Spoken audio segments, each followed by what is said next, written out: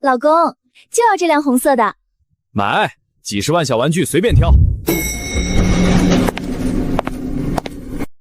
顾言，你卖剩租了一身假西装来这里装阔，你连个轮胎都买不起，还不快滚！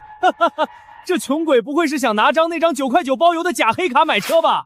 保安，把这个捣乱的家伙轰出去！是吗？你的眼光确实只配看这种入门级的破车。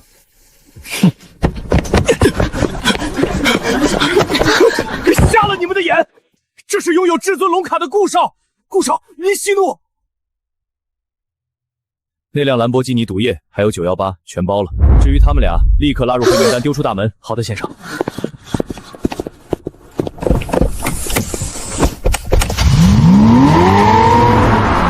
此时雨夜的江城冷得刺骨，我骑着破旧电动车，怀里死死护着2000块一个的黑天鹅蛋糕。今天是林婉的生日，为了这3年的感情，我白天在工地搬砖，晚上送外卖到凌晨，只要再骑2公里，我就能给她一个惊喜。可当我赶到滨江1号豪宅区时，看到的却是最扎心的一幕。别墅门前停着一辆火红的法拉利跑车，林婉穿着一身昂贵的露背礼服，正依偎在赵括怀里。赵括是江城有名的纨绔，也是林婉公司的大客户。听到动静后，林婉转过头，眼里的厌恶瞬间溢了出来。顾言，谁让你来这儿的？简直丢人现眼！看到这一幕后，我感觉心口被生生撕开了一个口子。我举起自己辛苦送来的蛋糕，嗓音沙哑：“婉婉，今天是你的生日，我跑了1个月外卖才买到的蛋糕。”林婉见状，竟然直接冲上来，一把扇飞了那个盒子，啪的一声，精美的蛋糕摔进泥水里，碎得一塌糊涂。这种脏东西你也敢拿出来？我现在看你就觉得恶心。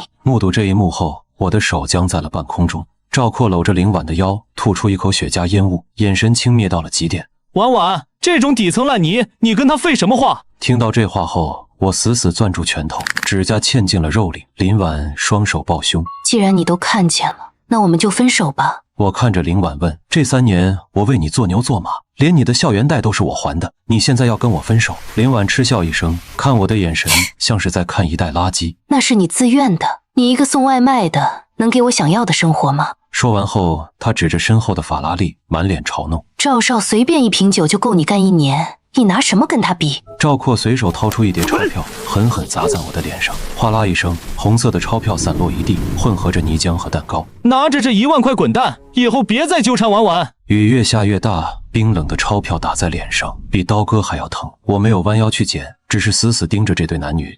林婉挽着赵括转身走进别墅，临走前还丢下一句：“顾言，烂泥注定在下水道发臭，而我是要飞上枝头的凤凰。”别墅大门重重关上，也将我最后的尊严彻底践踏。我站在暴雨中，缓缓捡起泥水里那只断头的巧克力天鹅。我低头冷笑，笑声在雷鸣中显得格外阴森。这一刻，那个卑微到尘埃里的顾言彻底死了。既然你们觉得我是烂泥，既然你们这么喜欢钱，那我就让你们看看你们口中的烂泥发起狠来到底有多可怕。凌晨3点，我回到不足10平米的潮湿地下室，扯下了墙上和林婉的合照。看着照片里她虚伪的笑容，我直接按下了打火机，火舌瞬间吞噬了那张脸，化为一地灰烬。此时我的手机不停震动，全是银行催款和外卖平台封号的通知。看来赵括不仅抢了我的女人，还想彻底断了我的生路。然而就在这时，地下室外突然传来一阵沉闷如雷的引擎轰鸣声，10道刺目的远光灯像利剑一样，瞬间将我这间破烂的屋子照得亮如白昼。我皱了皱眉，推开那扇生锈的铁门走了出去。只见狭窄脏乱的小巷里，整整齐齐停着10辆黑色劳斯莱斯幻影，几十名黑衣保镖笔直地站在泥泞中，动作统一，神情肃穆。为首的老者见到我后，毫不犹豫地双膝跪地：“老奴福伯率顾氏36天罡，恭迎少主归位。”看到这一幕后，我眼底没有一丝惊讶，只有透入骨髓的寒意。3年了，老头子终于舍得让我回去了。福伯惶恐地磕下头去，声音颤抖得厉害：“老爷说试炼期已满，这是顾氏最高权限信物，请少主接管。”他双手托起一个紫檀木盒，里面静静躺着一张纯黑色的龙纹金卡。我接过卡片，指腹摩挲着上面的金龙。3年前离家出走的画面历历在目。老头子说的对，没有钱，在这个世界上真的连狗都不如。我收起卡片，眼神中的最后一点温度彻底消失。福伯，去做3件事。福伯低头躬身：“请少主吩咐。”第一，把这间地下室给我烧了。福伯立刻点头称是。第二，去云顶天宫酒店清场，我要洗个干净澡。那是顾家的产业，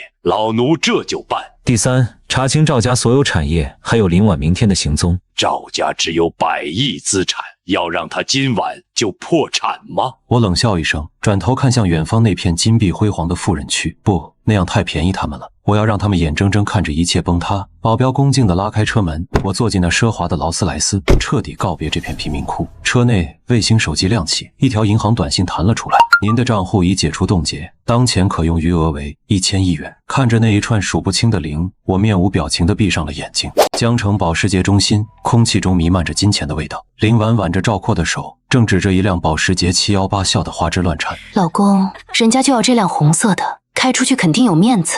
赵括阔气地挥挥手，像是在菜市场买大白菜。满，只要宝贝开心，这几十万的小玩具随便挑。就在这时，大厅感应门慢慢开启，一个身穿黑色高定西装的男人缓步走入。我戴着墨镜，浑身散发着生人勿近的金贵感，与昨晚那个狼狈的外卖员判若两人。我直接掠过那些低端车型，径直走向展厅中央的千万级超跑。一名妖艳的女销售见我打车过来，眼中闪过一丝嫌弃，她立刻挡在我面前，语气尖锐刻薄：先生，看车去那边，展厅中央的限量款，碰坏了你可赔不起的。听到这刺耳的声音后，林婉和赵括也下意识地转过头来。林婉盯着我的脸看了半天，突然发出一声尖叫：顾言，你怎么来这儿了？这身 A 货是租来装的吧？赵括闻言更是夸张的爆笑出声，直接走到了我面前。哟，这不外卖侠吗？满身换了身皮，跑这钓富婆来了。他一边嘲讽，一边伸手想拍我的脸，却被我侧头避开。别拿你的脏手碰我，恶心！赵括的脸瞬间阴沉下来，转头对着保安大喊大叫：保安，把这穷鬼轰出去，别让穷酸味脏了这里！几名保安拎着橡胶棍围了上来，林婉抱着肩膀，满脸嘲弄：顾言，死撑没用的，这里的车你连个轮胎都买不起。我不紧不慢地掏出那张龙纹黑金卡，在指尖轻轻一晃：我是来买车的，叫你们经理滚出来见我。女销售见状嗤笑一声，指着我的鼻子冷嘲热讽：拿张贴纸卡装什么大头蒜？你要买得起，我把鞋吃了。就在这时，经理室的门猛地被撞开，经理连滚带爬地冲了过来。他通过监控认出那是全球仅有的至尊。经理推开保安和女销售，对着我就是一个90度大鞠躬：顾先生，小店招待不周，该死，真是该死！全场瞬间死寂，赵括的笑容僵在脸上，林婉的嘴巴张得能塞下去。我没理会发抖的经理，指着刚才那个女销售，声音平静：她说她要吃了这双鞋。经理闻言反手就是一巴掌，狠狠抽在女销售脸上。瞎了你的狗眼，还不快给顾少跪下！女销售捂着脸瑟瑟发抖，一句话都不敢多说。我无视了闹剧，走到那辆价值连城的兰博基尼毒药前，随手一拍，这辆还有那辆918全都包起来。我随手指了几辆展厅最贵的车，动作像在菜场买白菜一样随意，全部送到云顶天宫酒店刷卡。赵括和林婉脸色惨白如纸，身体像筛糠一样颤抖。交易成功。清脆的电子音如同重锤，狠狠砸在保时捷展厅每个人的心头。所有费用一次性付清，连眼睛都没眨一下。经理双手颤抖地捧回黑卡，脸上的谄媚几乎要溢出来，腰弯得比龙虾还狠。顾少，手续马上办好。这辆兰博基尼毒药，您是现在开走吗？我接过卡，冷漠地扫向那个瘫在地上脸色惨白的女销售，鞋还在哪儿？你是自己吃还是让人喂你？女销售吓得魂飞魄散，哭喊着爬向赵括求救，却被赵括一脚踢开。赵括死死盯着我，眼神里写满了不可置信和嫉妒。顾言，你个送外卖的哪来这么多钱？这卡绝对是你偷的！林婉也像疯了一样尖叫起来，她绝不接受那个穷鬼前任摇身一变成为神豪。对，你就是个孤儿。经理，你快报警，他肯定是偷了哪个大老板的卡。然而就在这时，经理手中的对讲机传来了财务总监惊恐的声音：经理，瑞士银行总部发来加密专线，确认顾先生是全球排名前10的至尊客户。全球前10这4个字像耳光一样，抽得赵括和林婉老脸通红。我冷笑一声，径直走向那辆如银色闪电般的兰博基尼毒药。保镖恭敬地拉开剪刀门，我坐进驾驶舱，猛地按下启动键。V12引擎的咆哮声响彻大厅，震得玻璃都在发颤，那是金钱的轰鸣。我降下车窗，看着呆若木鸡的两人，眼神冷得没有一丝温度。林婉，这辆车的副驾驶，你这辈子都没资格坐。林婉闻言，身体剧烈颤抖了一下，眼里充满悔恨。我又转头看向赵括，回去告诉你爹，理好账目，查账的人马上就到。没等他反应，我猛踩油门，兰博基尼化作一道流光，直接冲出大厅。看着空荡荡的大门，林婉突然想起昨晚那个雨夜，这一刻他真的后悔了，悔得肠子都青了。都怪你这个丧门星，给老子滚滚！此时我单手握着方向盘，听着引擎的嘶吼，心里却没有一丝快感。3年的卑微换来如今的狂妄，这笔账才刚刚开始算。我拨通了一个号码，语气低沉而霸气：“福伯，我要见胖子，带上最好的医疗团队，现在就去城西汽修厂。”在我最落魄的那3年，唯一把我当兄弟的胖子，他曾为了给我买药被打断肋骨。这泼天的富贵，我怎么能忘了他？我猛打方向盘，兰博基尼在路口完成一个华丽漂移，朝着城西破旧的汽修厂疾驰而去。城西汽修厂，空气中弥漫着廉价机油和汗水的酸臭味。大伟汽修店的铁皮棚下，胖子正趴在车底拼命拧着螺丝。死胖子，换个机油磨蹭什么？老子赶着送货！光头强哥吐掉烟头，一脸横肉的催促。胖子钻出车底，憨厚的陪笑：“强哥，280，我顺手给您做了防锈，没收钱。280？你抢劫啊！100，爱要不要？”强哥把一张皱巴巴的100元钞票摔在泥水里，胖子急了，捡起钱哀求：“强哥，这机油进价都200多，您这不是要我的命吗？”去你妈的！强哥一脚踹在胖子肚子上，直接把他踹翻在地，随即招呼几个混混围上来：“要你的命！老子今天就砸了你这破店！”就在钢管落下的瞬间，一阵如猛兽咆哮般的引擎声由远及近，瞬间撕裂了贫民窟的死寂。银灰色的兰博基尼毒药如魅影般停在了门口，刺耳的刹车声惊得混混们连连后退。剪刀门升起，我走下车。强哥见状咽了口唾沫，色厉内荏地叫嚣起来：“小子，这是黑龙会的地盘，少管闲事，赶紧滚！”我根本没理会这群跳梁小丑，径直走到胖子面前，伸手将他扶起：“胖子，让你受苦了。”胖子看清是我后，整个人都傻了，结结巴巴地指着那辆千万超跑：“杨哥，你这是被哪个富婆看上了？”我没说话，只是转身看向强哥。强哥被盯得发毛，举起钢管就冲了上来，嘴里还骂骂咧咧。我冷哼一声，身形如残影般闪动，反手扣住他的手腕，猛地一折，清脆的骨裂声伴随着凄厉的惨叫。强哥捂着断手，直接跪在了地上：“动我兄弟，断你一只手，这账算得清吗？”几个混混见状想跑，却被我的黑衣保镖瞬间按死在泥地里。我从怀里掏出一张支票，随手甩在强哥的脸上：“这是给你的医药费，告诉你背后的豹哥，不服，顾岩在云顶天宫等他。”混混们连滚带爬的逃命。我转头看向还在发呆的胖子：“把这破店关了，给我开车，月薪10万，年底分红，你奶奶的墓地我也安排好了。”胖子眼眶通红，狠狠抹了一把眼泪，重重的点了点头：“成，严哥只拿我打哪，这辈子这条命就是你的了。”我拍了拍他的肩膀，目光望向远方：“走，洗澡换衣服，今晚有个同学聚会，带你一起去。”江城高中同学群一直响个不停，班长张志强在群里疯狂艾特所有人，炫耀今晚在帝豪酒店的聚会由豪门女婿赵括全包。原本死水微澜的同学群瞬间充满了快活的空气，所有人都在心照不宣地疯狂嘲讽我。其中一个同学阴阳怪气：“某些送外卖的估计不敢来了吧？”看到这条消息后，坐在云顶天宫总统套房的我只是发出一声冷笑。胖子气得跳脚，想直接开着车队去砸场子。去，人家戏台都搭好了，我不去岂不是扫兴？就在这时，林婉在群里发了一段看似大度，实则恶毒至极的话：“顾岩，赵括公司招保安，你要是混不下去了，今晚尽管开口。”我随手回复了3个字：“准时到。”群里瞬间安静。赵括随即发来一串狂笑，叮嘱我别穿外卖服丢人。我放下手机，站起身，站在落地窗前俯瞰全城的灯火。福伯在一旁恭敬询问：“是否要直接收购帝豪酒店？”不急，给我准备一口纯金打造的小钟送给他。福伯恭敬点头。晚上7点，帝豪酒店门前豪车云集，赵括和林婉像新郎新娘一样站在门口迎宾。林婉心有余悸，担心上午的黑卡是真的。赵括嗤笑一声，笃定我是捡了哪位大佬丢弃的废卡。就在这时，一辆破旧的绿色出租车晃晃悠悠停在了酒店大门口。我带着胖子走下车，围观的同学瞬间爆发出一阵哄笑，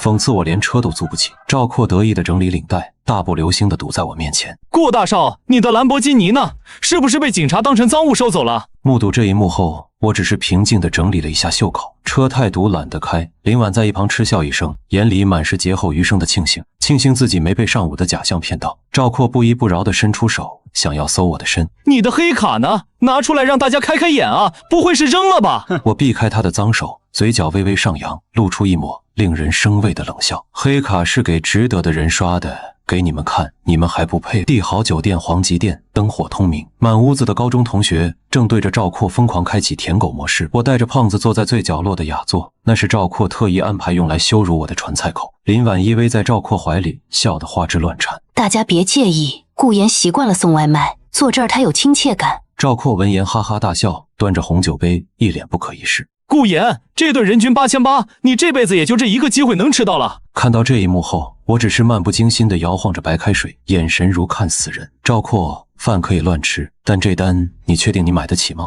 赵括像是听到了天大的笑话，猛地拍桌子站了起来。老子零花钱都能买下这个厅，你个穷鬼在这装什么？话音刚落，大门砰地被撞开，江城餐饮大亨李半城带着高管团队鱼贯而入。赵括面露狂喜，以为李半城是冲着他的面子来敬酒的。李叔叔，您太客气了，快请上座。然而令人尴尬的一幕发生了，李半城连正眼都没瞧他，直接擦肩而过。在所有人惊恐的目光中，李半城径直走到我面前，90度深鞠躬。顾少，不知您驾临，林某该死，真是该死啊！全场瞬间死寂，赵括的酒杯当啷一声掉在地上，摔得粉碎。林婉更是尖叫出声，满脸的不可置信。李总，您认错人了吧？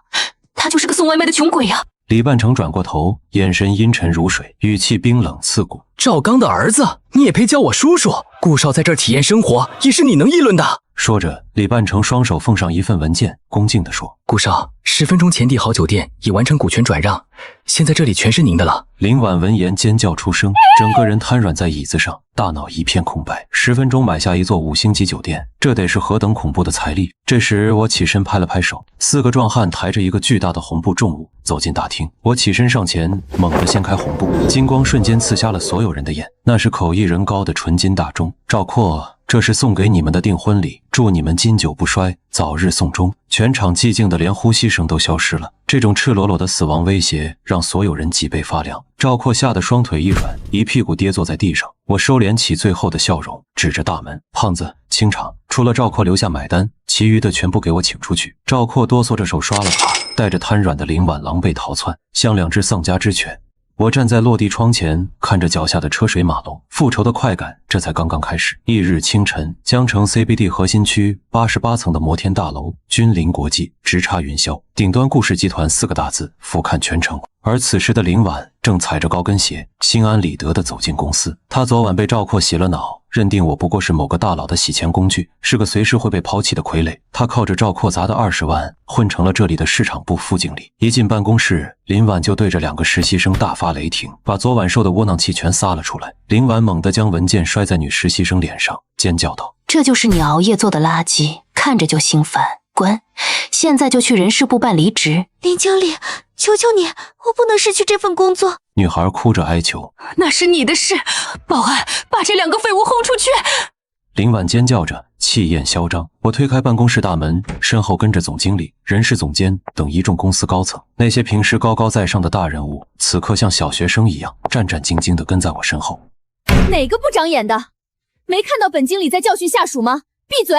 林婉头也不回的怒骂。可当他看清来人是我，看清我身后那些点头哈腰的高管时，他彻底傻了眼。顾言，你怎么会在这儿？快，保安，这个人是送外卖的，他是混进来偷商业机密的。林婉还妄想拉着总经理告状，却被总经理反手一记怒吼，吓得瘫软在地。王总怒吼道：闭嘴！林婉，这位是顾氏财团唯一的继承人，我们的董事长顾言少爷。轰！这道雷比昨晚的暴雨还要狠。林婉呆若木鸡，他曾以为我为了省2块钱不舍得坐公交，却没想过整个千亿财团都是我的。林婉，我给过你机会。我居高临下的看着他，眼神只有厌恶。你不该把你那套嫌贫爱富的嘴脸带到我的公司。我转头看向人事总监，他怎么进来的？回少爷，是赵括托关系塞进来的。我冷笑一声，传我命令，林婉立刻开除，全行业封杀。我要让江城没有一家公司敢用他。听到这话后，林婉像疯了一样爬过来想抱我的大腿，哭得撕心裂肺。顾言，我错了，我是爱你的，是赵括那个混蛋勾引我。我嫌恶地扯开他的手，冷笑一声：“你现在连给我提鞋都不配。”我拿起一张湿纸巾擦了擦手，转头看向窗外赵家的方向，通知法务部起诉赵家，我要让赵氏集团从江城彻底消失。从君临国际出来，我坐进迈巴赫，心里却没什么波澜。林婉这种货色，踩碎它甚至让我觉得无趣。我的目标是那个在背后一直搞小动作的赵家。少主，赵括正找关系想查封您的账户，还攀上了京城4大家族之一的萧家。萧家在顾氏财团的全球版图里不过是个大一点的蚂蚱。我嘴角上扬，既然他想找靠山，那我就陪他玩场大的。福伯约赵家死对头天海集团的王天海见面。当晚神秘会所听雨轩，王天海坐在我对面，坐立难安。他最近被赵家恶意压价，资金链快断了，离跳楼就差一步。你是谁？王天海警惕地打量着我。送你富贵的人。我坐下，气场全开，压得他几乎喘不过气。这里有10个亿，无息借款。我把支票推过去，王天海看着那一串零，手抖得连茶杯都端不稳。10个亿，这不仅能让他起死回生，更能让他反杀赵家。你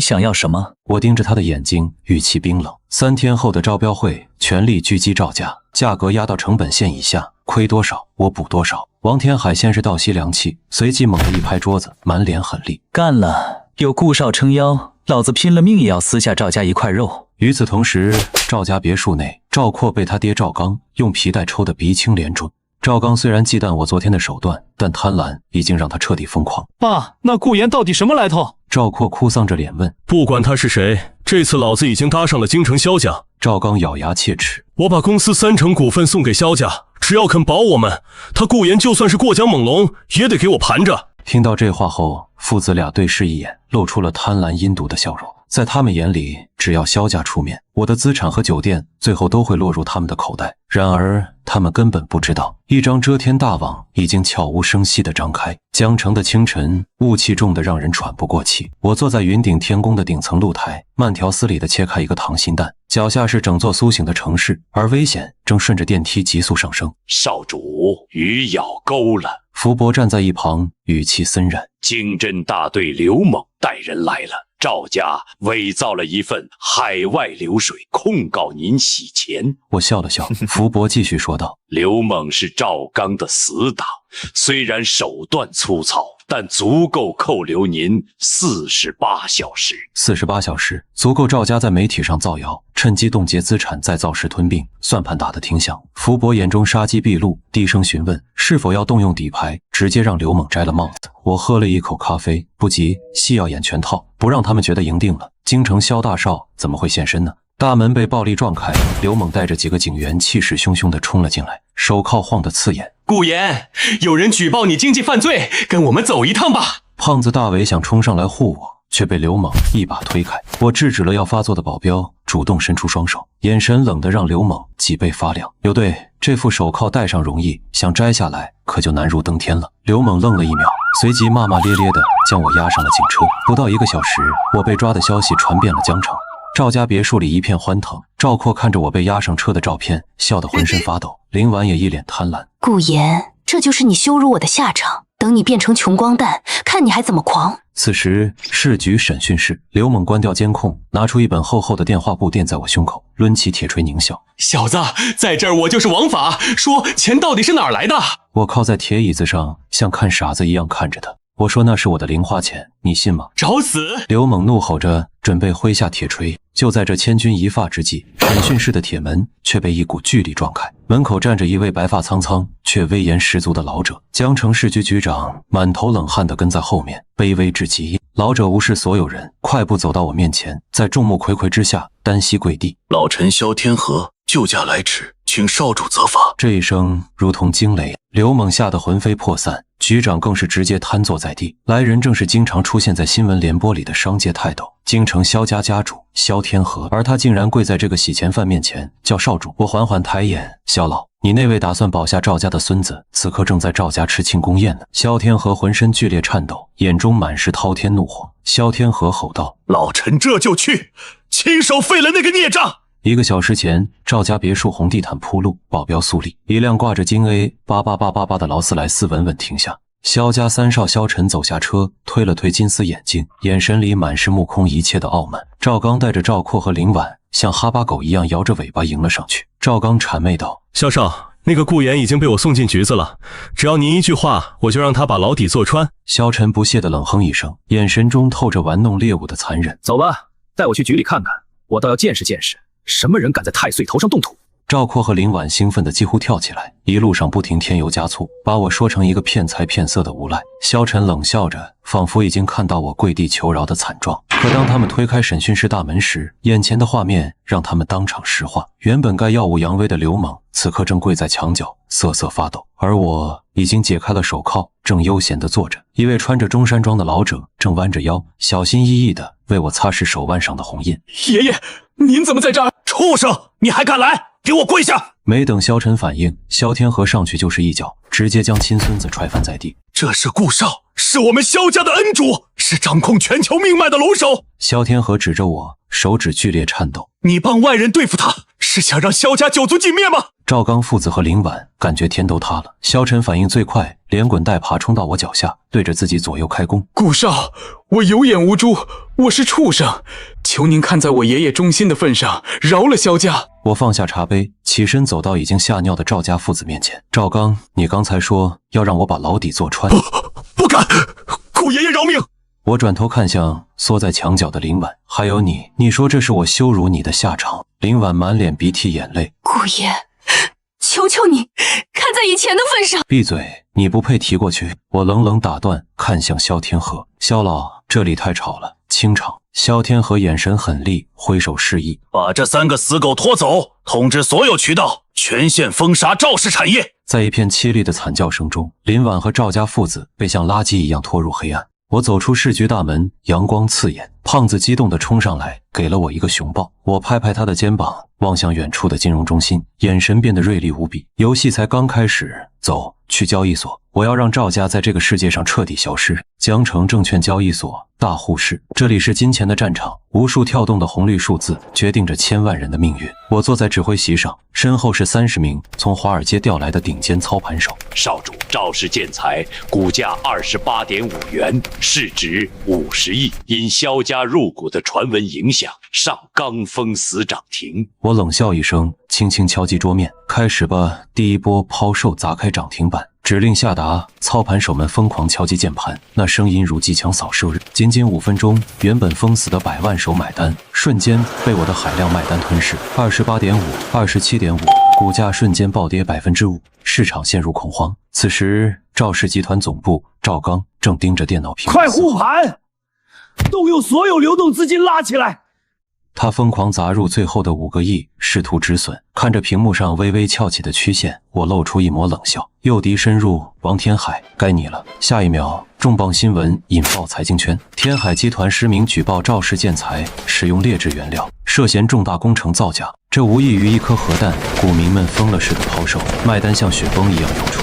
收网，全线做空，给我砸到退市。30名操盘手火力全开，这一次是1000亿级别的资金碾压。27元、20元、15元，赵刚那5亿资金连个水花都没溅起来，就被瞬间吞没。赵刚看着电脑屏幕，双眼充血，发出一声绝望的惨叫：我的公司，我的钱啊！不仅如此，银行宣布贷款提前到期，税务局进驻，供应商集体上门，赵家彻底崩塌。傍晚江边，夕阳如血，赵括、林婉和赵刚像丧家之犬缩在长椅上，浑身名牌被扒光，只剩破烂衬衫瑟瑟发抖。黑色迈巴赫缓缓停在路边，赵括疯了一样冲过来，趴在车窗上哀求：顾少，我错了，求你给我条活路，让我给你当狗也行啊！我看着这张曾经拿钱砸我脸的嘴脸，语气平静：我家的狗吃的是 A5 和牛，你吃不起。林婉披头散发的缩在后面，用那种楚楚可怜的眼神看我。我摸出1枚硬币，随手一弹：你不是很喜欢钱吗？下去捞，捞到就是你的。迈巴赫绝尘而去，只留下漫天尾气和绝望痛哭的3人。胖子一边开车一边问：严哥，他们以后会怎么样？我靠在椅背上，闭目养神，声音冷如冰窖：赵刚会死在牢里，赵括会去黑砖窑搬砖还债。至于林婉，我要让他在阴暗角落里看着我登顶，这种后悔比死更难受。江城的深秋，风里藏着刀子，每一下都割在林婉的心口。赵家倒台第3天，林婉被房东像垃圾一样赶了出来。曾经为他挥金如土的赵括，